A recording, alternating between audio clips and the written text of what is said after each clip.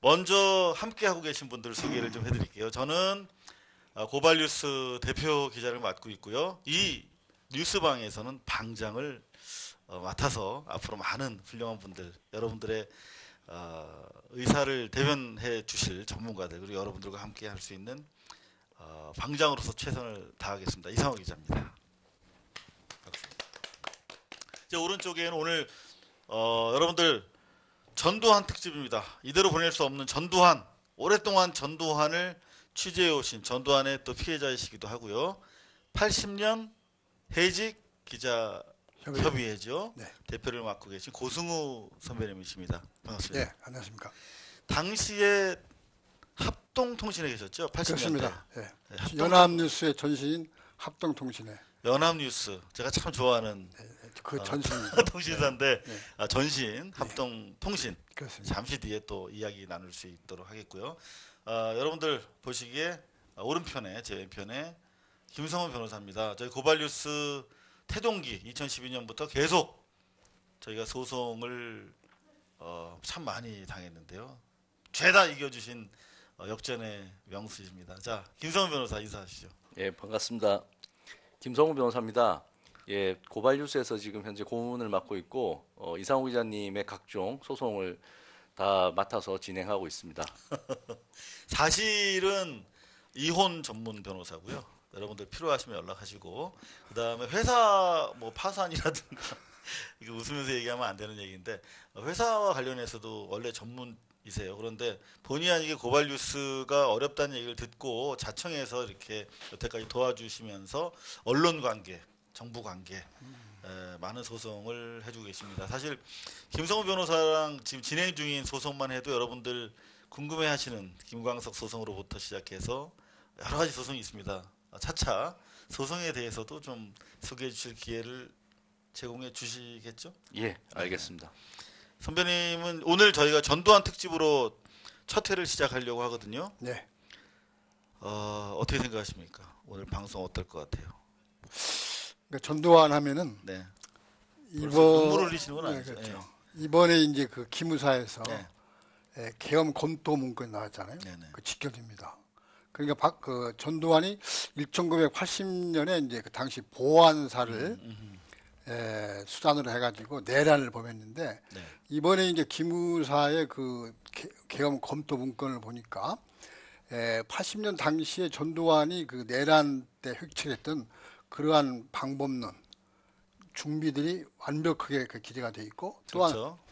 그보다 더 그때 사실 그 전두환이 했던 건 그대로 카피한 거 아닙니까? 카피 플러스 업그레이드 됐습니다. 네, 굉장히, 자세한 내용 저희가 진보가 돼가지고 80년 당시에 이번 사실 저희가 계엄령이 발효될 뻔했잖아요. 하마터면. 그렇습니다. 예. 그런데 80년 당시에는 실제 계엄령이 발효됐고 그때 이번에 문제가 됐던 언론 대책 문건을 그렇습니다. 통해서 실제로 피해를 보신 분이에요. 그러니까 저희가 청산되지 않은 역사가 반복되고 그렇습니다. 결국 그것 때문에 얼마나 우리가 피해가 있는가를 증언해 주시기 위해서 사실 나왔습니다. 저희 셋이 만나게 된 사실 사연이 있습니다. 이 영상을 저희가 준비했는데요. 오락이도 안 가. 전날 저렇게 만날 이유가 없어. 그러니까 경찰도 좀 빼봐요. 나는 경찰도 좀 속에서 나 이거 몰라. 이한열 열사의 어머님이시죠. 그렇습니다. 2011년부터 12년까지 저희가 전두환에 대해서 언론이 관심을 안 갖는 거예요. 청산된 역사라고 너무나 쉽게 용서해 버렸고 그런가 하면 정치권도 새해 때마다 가서 세배를 하고 너무나 쉽게 용서해 버린 그런 상황이었기 때문에 저희가 매주 연희동 독재자 전두환 씨 집 앞에 가서 이날은 이한열 열사 어머님을 모시고 갔었고 그리고 옆에 계신 우리 고승우 80년 해직 기자 협의회 대표님과도 함께 가서 저희가 취재를 했었지요. 그렇습니다. 그 과정에서 저희가 전두환이 청산되지 않은 오늘날에 이어지고 있는 권력이다 이런 사실을 확인할 수가 있었죠. 그렇습니다. 아까 말씀드린 대로 기무사의 계엄 검토 문건을 보면은 우리 사회의 주요 부분에서는 네. 민주주의를 역행시키고 그다음에 헌정을 중단시키기 위한 음모를 꾸미는 세력들이 네. 계속적으로 잠복해 있고 그들이 칼을 갈고 있다. 이번에 그 입증이 된 겁니다. 그래서 그러한 부분에는 역시 전두환 같은 인물들 아직도 건재하기 때문에 어떻게 그 핵심적인 그런 역할을 하고 있다고 추정할 수 있죠. 근데 사실 오늘날의 언론에 대해서도 얘기를 해야겠습니다만 저희 고발뉴스는 태동이 네. 전두환 때문에 사실 시작이 됐거든요. 저희가 바로 이 영상인데요. 전두환에 대해서 훈장을 빼앗도록 되어 있잖아요. 그렇습니다. 이미 확정 판결을 받았기 때문에. 그런데 훈장을 치탈하지 않는 거를 저희가 고발을 꾸준하게 해왔습니다. 이른바 황제경호라는 특별 예우까지 베풀고 있었던 것입니다. 통보받게 됩니다. 상응법에 따라 훈장을 뺏어야 되는데 뺏지 않는 현실을 고발하고 이후 김 실제 이후에 이제 훈장을 빼앗게 됐죠. 빼앗지 못했습니다. 훈장 박탈은커녕 오히려 독재자에게 이른바 황제경호라는 특별 예우까지 베풀고 있었던 근데 것입니다. 저희가 당시에 취재한 내용인데요. 훈장을 빼앗기 위해서 연희동을 다니면서 이제 노태우라든가 전두환에 대해서 당시 보도입니다. 오늘 내가 지금 당장에 답변을 못 하겠네. 조금 한번 챙겨봐야 되겠네. 잠복 끝에 이상호 기자는 연희동 저희가 이제 연희동을 취재하면서 어마어마하게 경호가 유지가 되고 있다는 사실을 최초로 이제 확인하기 시작된 거죠. 그때 그랬죠. 문제를 공론화하는 계기가 마련됐습니다. 행정부에도 훈장을 관련해서 말씀드리신 게 있습니까? 이게 2001년 아닙니까? 근데 훈장을 빼앗는데 몇 년이나 걸렸을 것 같아요. 5년이라고 5년. 해서 5년. 그 이후에 이제 법안이 만들어졌죠. MBC 2580 보도 이후 정치권이 뒤늦게 훈장 박탈에 논의하기 시작했고 결국 몇 해 동안의 진통 끝에 어렵사리 전시 훈장은 취소될 수 있었습니다. 지난해 6월 달에 의원 입법으로 관계부처 요청이 없이도 행정자치부 장관이 2006년에 취소 안건을 공보회의에 상정할 수 있게 됐다는 것입니다. 문제는 그리고 나서 이제 저희가 수학 시에 대한 과잉 경호 문제를 고발하고 사과를 받기 위해서 계속 다닐 때 이제 우리 저희 고승우 선배님도 같이 현장에 가셨고 김근태 고문 사망 당일날 저희가 장례식까지 계속 다니면서 사과를 요구하는 영상이었는데요. MB 정부 들어 연희동의 미세는 더욱 커졌고 심지어 취재 기자를 현장에서 기수갑을 채워 연행하는 사태까지 빚어졌습니다. 그리고 독립언론 뉴스타파의 전제국 해외 자, 이제 이후에 뉴스타파까지 계속되는 취재가 유지가 됐는데요. 그리고 저희가 끝내 이제 현장에서 체포가 되는 상황이 벌어졌죠. 그때 그러니까 이제 고승우 선배님이랑 취재를 다니다가 결국 체포돼서 이때 이제 저희 김성훈 변호사가 이제 출연하시는 거죠. 네, 맞습니다. 당시 화면입니다. 이게 언제인지 기억하세요?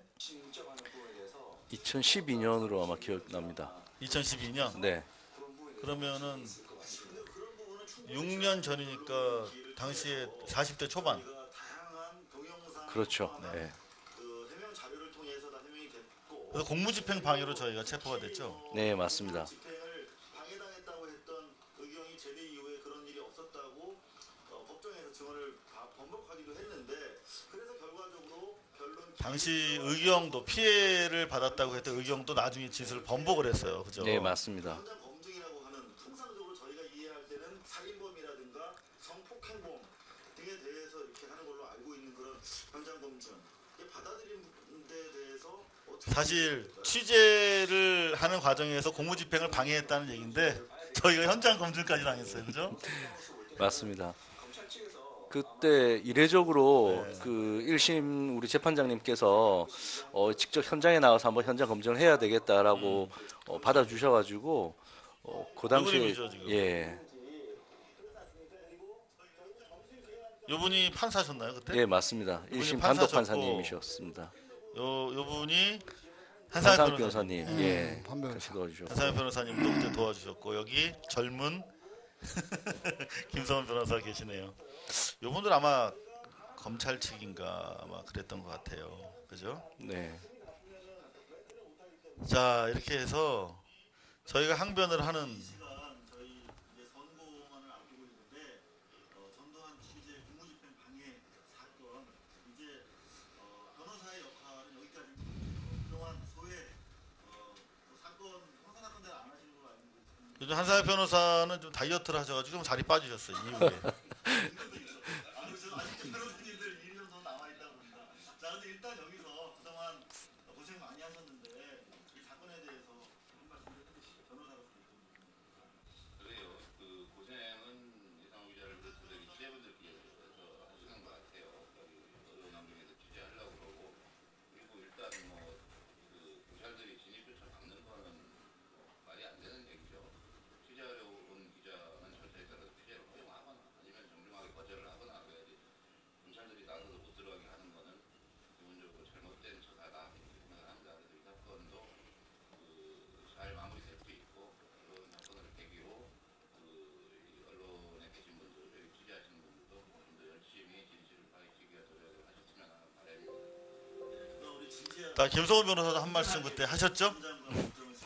기억은 잘 안 나는데 아마 기억 한 안 것 나죠? 같습니다. 뭐라고 예. 했는지 한번 들어보실래요? 네, 우리 한명사님께서 너무 좋은 말씀을 주셔서 간단하게 그냥 지금 말씀드린 것처럼 언론 취재 자유는 충분히 보장되는 거고 이번 사건은 그 피해자인 그 의경이 약간 나름 이제 열심히 하다 보니까 과도하게 좀 오버된 부분에 있어서 마찰이 있었던 것 같아서 이거는 아마 좋은 결과 판결이 자 자료화면 소리가 잘 안 들린다 그래서 여기서 커팅을 하겠습니다.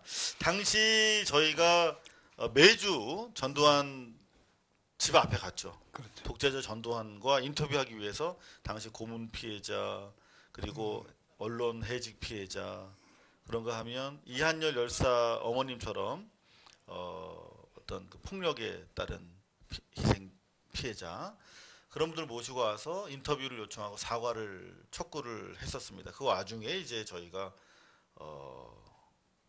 집 앞으로 접근하다가 이제 현장에서 체포가 됐는데 그래서 저희가 사실 뜸을 들이는 이유는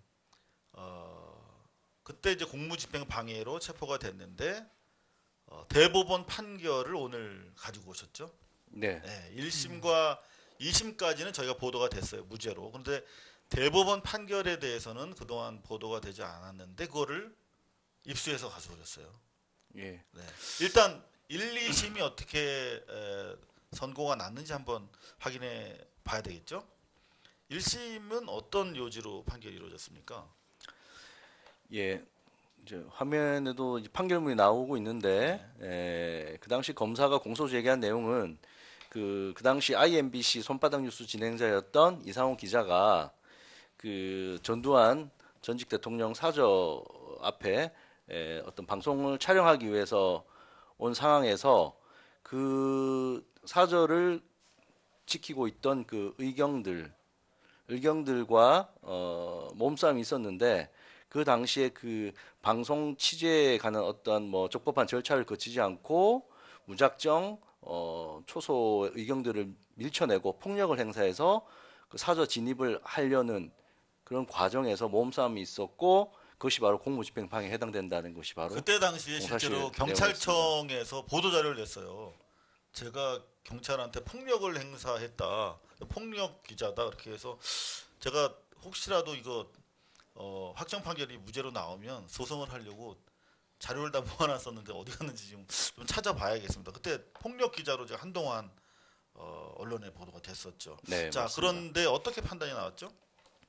예, 그 공소 사실은 제가 말씀드린 바와 같이 네. 그렇게 공소가 제기되었고 네. 결국 1심 판단은 그 당시 그 사저에서 그 초소를 지키던 그 의경이 과연 그 정당한 공무를 행사했는가, 정당한 직무 집행을 했는가에 관련해서 먼저 첫 번째로 본인의 어떤 신분도 밝히지 않았고 그다음에 그 이상호 기자가 취재차 들어왔을 때 그 신분을 확인하지도 않았고, 그리고 또 본인 역시 그 당시 아마 초기어였기 때문에 외투를 입고 있었습니다. 그래서 본인 역시도 신분이 확인될 수 없는 상황이었기 때문에 그 어떤 적법한 절차를 거치지 않고 무작정 완력을 행사해서 오히려 이상호 기자를 초소에서 그 도로 밑으로 끌고 50m 정도 끌고 내려갔다.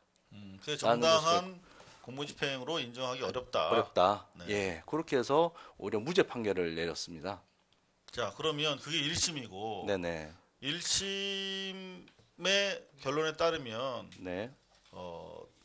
앞으로는 취재 기자들이 전두환 집 앞으로 갈 경우에 그렇죠. 그건 막을 수 없다는 취지로 해석하면 되나요? 그 막을 수 있다 없다보다는 적법한 공무집행 절차 과정을 거쳐달라는 것으로 판단하는 게 더 맞는 것 같습니다.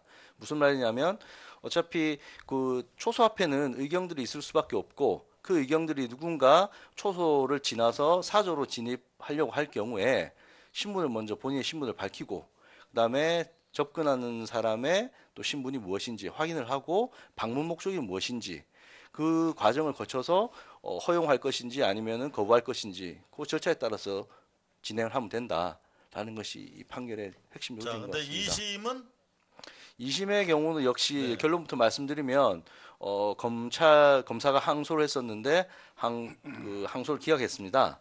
그 내용 중에 조금 더 1심보다 추가된 내용이 있다면 뭐였냐면 적법한 공무집행이 아니었다는 것은 역시 동일한 판단을 했고 추가적으로 그 검사가 공소 제기했던 내용 중에 이상호 기자가 어떤 몸을 사용해서 의경에 대해서 행사했다 위력을 폭행을 행사했다는 부분에 대해서 그 1심에 제출된 그 검사 측 증거들만으로는 그 공소 사실 기재와 같이 직무집행을 방해할 정도의 폭행을 했다고 보기도 어렵다라고 해서 말을 똑바로 해. 그러니까 폭행을 제가 조금 했다고 볼 수 없다는 거 아닙니까? 그렇습니다. 그죠? 그 부분도 저는 추가해서 사실은 1, 2심 재판을 받고 너무 답답한 거예요. 제가 무슨 기자가 카메라가 여러 대가 찍고 있는데 가서 제가 경찰을 때리겠습니까? 차라리 때리면 맞아야죠. 그런데 경찰청이 폭력 기자라고 보도자를 내고 그리고 나서 경찰에 가서 무슨 중재인처럼 조사를 받았어요. 그때도 옆에 계셔 주셨는데 그리고 나서 검찰로 또 가서 조사를 받았어요. 똑같이 검찰에 가서도 중재인처럼 조사를 받고 그리고 나서 무죄가 나왔는데 2심 또 가서 또 이렇게 끌려다니고 이렇게 아무리 MB 정부 치하지만 어떻게 이렇게 멀쩡하게 독재자 전두환 집 앞에서 취재했다는 이유만으로 이렇게 매도를 당해야 되는가. 그런데 2심에서 다행히 폭력을 행사했다라고 하는 증거가 검찰 자료만으로는 부족하다. 예, 맞습니다. 그런 이제 판단이 나왔습니다. 그런데 문제는 이제 대법원이 선고를 안 하는 거예요. 그 2심 판결이 항소 기각이 언제 났었냐면은 2013년 5월 5월 23일 날 났었고 거기에 대해서 또 검사가 항고를 해서 결국은 상고심까지 올라가게 되었습니다. 그게 상고할 일이냐고요. 그렇죠. 1, 2심에서 워낙 명백하게 떨어지게 나왔는데. 맞습니다. 그래서 이름도 여기 다 있어. 이분들. 이효진 검사. 이효진 검사가 기소하신 분이죠, 이분이. 네. 지금도 그분 잊을 수가 없네요. 제가 만난 수십 명의 검사들 중에서 특별히 그때 당시에 제가 언뜻 흘려듣기로 위에서 챙기는 사건이라 어쩔 수 없다는 취지로 얘기했던 것 같은 느낌이 드는데. 네. 그렇지 않았나요? 저희가 이제 직접 확인한 된 사항은 아니지만 상고심에 계류 중인 이 사건이 일반적인 사건으로 볼 경우에 공무집행 방해, 물론 이제 이 국가 공권력 행사에 대한 도전이니까 나름 또 중대한 범죄라고도 볼 수는 있지만 이것이 이제 상고 기각된 그 기간을 보면은 2015년 2월 26일 날 상고 기각 판결이 났습니다. 그 얘기 미리 하시면 안 되죠. 안 되나요? 그 1등을 드려야 되는 이유가 있어요. 무슨 말이냐면 저희는 1, 2심 거치는 기간이 한 2년 됐거든요, 선배님. 그리고 나서 대법원 갔는데 깜깜무소식인 거죠. 그래서 저희는 어떻게 이해를 했냐면 기본적으로 전두환에 대한 취재를 막기 위해서 누구든 너희들 열심히 취재를 하면 이런 식으로 이상한 꼴 난다. 이런 걸 보여주기 위해서 저는 기소했다고 생각하거든요. 전두환은 건들지 마라. 그런데 대법원 판결이 안 나는 거예요. 그리고 제가 대법원에도 여러 차례 가서 재판을 받았기 때문에 이쯤 되면 부를 텐데 연락이 오지 않아서 저희가 며칠 전에 확인을 했죠. 그랬더니만 예, 이미 대법원에서 판결이 난 상태였던 거죠. 예, 이제 많은 분들이 궁금해하실 건데 그러면 지금까지 왜 판결 난 거를 모르고 있었냐라고 이제 이야기하실 수 있는데 그 이상호 기자님이 일단 중간에 주소가 이제 변경되면서 그 판결문이 이제 송달이 되지 재판 않. 받다가 계속 예, 맞습니다. 사실은. 그래서 이제 그게 결론적으로는 이제 송달이 되지 않아서 이제 공시 송달로 이제 판결이 최종적으로 이제 확정이 되고 예. 아니 제 말은 제가 다른 소송이 한 10대 개가 계속 있었어요. 네네. 근데 이사 갈 때마다 다 다른 소송은 다 왔는데 네. 왜 이 대법원 판결만 오지 않았느냐 이거죠. 그래서 확인해 봤더니 어떻게 나왔습니까 결과적으로? 그래서 저희가 이거를 좀 이제 그 수침불명으로 이제 이상우 기자님 주소가 계속 바뀌었기 때문에 그만하니까. 알겠습니다. 그거는 제가 납득하기 어려운 상황인 것 같아요 좀. 알겠습니다. 그래서 어쨌든 상고 기각되는 그 시기도 네. 결국에는 1년 한 8개월 정도 걸립니다. 과연 거의 이 2년 시간 가까이 예, 맞습니다. 간단한 판결을 2년 가까이 시간을 걸려서 상고 기각을 했다. 네, 맞습니다. 그렇죠. 예. 이게 당시에 전두환 공무집행 방해 사건이 1, 2심까지는 언론에 보도가 많이 나타나거든요. 네네. 그 언론 관심 사안인데 통상적으로 대법원에서 이런 사안은 주요 사건이라고 해서 예고를 합니다. 언제 재판한다고. 그런데 이거는 예고도 없었던 듯하고 그에 따라서 보도도 나온 바가 없어요. 그래서 저희가 2015년 2월에 있었던 독재자 전두환 집 앞에 공무집행 사건 상고 기각됐다. 무죄로 라는 사실을 3년 만에 처음으로 지금 보도해 드리고 있는 것입니다. 이게 이런 게 일종의 채널A 같으면 벌써 이거 뭐 단독이라고 막 대서특필했겠죠. 그죠? 예. 자, 이런 상황입니다. 그래서 저희가 한번 이걸 가지고 전두환 집 앞에 한번 가려고 하는데 어떻게 생각하세요? 이제 상고 기각 났으니까 정당한 절차를 거쳐서 다시 한번 뭐 방송이나 인터뷰하는 것은 아무 문제가 없다고 생각됩니다. 한번 가셔야죠. 가야죠. 예. 네. 그런데 그러면 저희가 이제 사건이 끝났으면 김성훈 변호사님 여태까지 뭐 대부분 무료로 저희 고발뉴스 사건 변론을 해주셨는데 변호사비는 얼마나 받으실 예정입니까? 이거는 지난 뭐 한 3, 4년 동안 계속 전두환 사건 전담을 해주셨는데 이게 현실적으로 변호사 비용을 많이 받았으면 좋겠는데 또 실제는 또 그렇게 많이 받을 수가 없습니다. 왜요? 제도가 그렇게 되어 있습니다. 아, 그렇습니까? 예. 무죄 판결로 이제 확정이 됐기 때문에 따로 이제 변호사 소송 비용을 저희가 청구할 수 있는데 네. 이 기자님 생각하는 것만큼 많은 액수는 아닐 것이다. 저는 지금 우리 변호사님이 저 멀리서 출퇴근을 하시고 계시기 때문에 이게 조금 변호사비 받아서 몽땅 드리면은 조금 생계에 도움이 되지 않을까 그렇게 생각을 했는데 그러면 청구하지 말까요? 아니요, 일단 청구는 해야죠. 네, 일단 소송사적 의미가 있기 때문에 일단 청구는 하겠습니다. 자, 그런데 재밌는 게 말이에요. 선배님 잠깐만 기다려 주세요. 재밌는 전화 통화입니다. 이게 제가 당시에는 MBC 기자였기 때문에 MBC에 보도되는 내용을 취재한 거예요. 그래서 MBC 기자로서 가서 실제로 그날 취재된 거를 MBC에 보도했고 그 과정에서 체포가 돼서 소송이 이루어졌다. 그러면 통상적으로 어떻게 생각하십니까? 선배님 회사에서 변호사비를 내줘야 되는 거 아닐까요? 그렇죠. 당연히 그렇죠. 취재차 갔으니까. 그것은 그 공무로 회사의 어떤 그 직무, 회사부터 부여된 직무를 수행하려 했기 때문에 일단 거기서 발생하는 것에 대해서는 회사가 일단 책임을 지고 해줘야 되겠죠. 자, 그런데 한번 여기 보십시오, 여러분. 당시가 MB 정부 치하였어요. 저는 오늘 우리 고승우 선배님께 MB 정부와 박근혜 정부 그리고 전두환의 관계에 대해서 좀 여쭤보려고 그래요. 이명박 정부 하에서 이루어진 취재였습니다. 당시의 사장이 여러분들 잘 아시는 김재철이었고요. 당연히 저희 변호사 조력을 회사에 MBC에 요청을 했습니다. 그랬더니 MBC 직원이라고 하는 분, 이분이 저와 통화하는 내용이에요. 여기 보면 취재 과정 속에서 경찰이 우리 취재를 막았잖아요. 이분이 이제 변호사를 대줄 것이냐 안 대줄 것이냐를 결정하는 회사 간부예요. 이분 말씀 좀 보세요. 막았을 때 부딪히면서 어떻게든 취재를 해야 된다. 무조건적으로 해가지고 와라! 라고 어느 정도 이상호 기자에게 요청을 했느냐? 라고 MBC 제 상사한테 물어보니 그렇지는 않았다. 그러니까 이상호가 가서 지 마음대로 한 거다. 라고 답변을 했다는 거예요. 그래서 혹시 선생님은 이분은 이제 회사 간부신데 전두환 씨 집 근처에 얼마나 폭력적인 경비가 이루어지고 있는지 혹시 아십니까? 어떤 상황에서 기자들이 취재를 할 수밖에 없는지, 과잉 경호가 이루어지고 있는지, 저희는 갈 때마다 매번 경찰에게 폭행을 당하고 있는지 그런 내용 혹시 아십니까? 그런 건 잘 모르죠, 제가. 얼마나 연희동이 80년대로 시간이 멈춰져 있는지 그런 것 때문에 그런 것들을 알리기 위해서 저희가 취재를 하는 건 아니겠습니까? 과잉 경호 실태를. 그런데 그 과정에서 체포돼서 소송을 하는데 회사가 지급하지 않는다.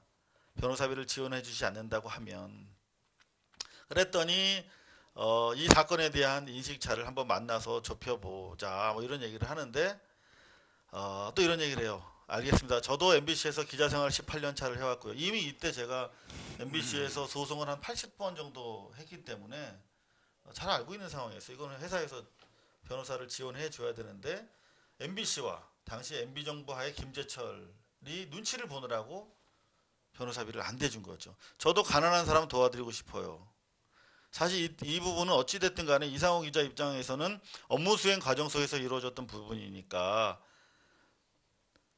경영기획부만 움직일 것이 아니라 좀 더 방향성 자체가 그렇게 흐를 수 있도록 도와주는 쪽으로 그렇게 해보자.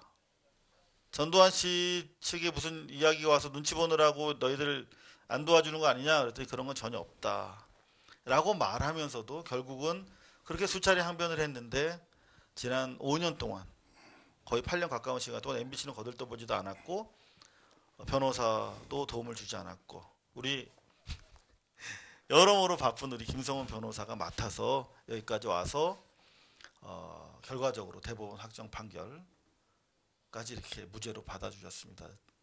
고발뉴스와 함께 해주신 여러분들 그리고 고발뉴스 가족을 대표해서 정말 진심으로 저희 김성훈 변호사님한테 감사드린다는 말씀을 하고 싶네요. 네.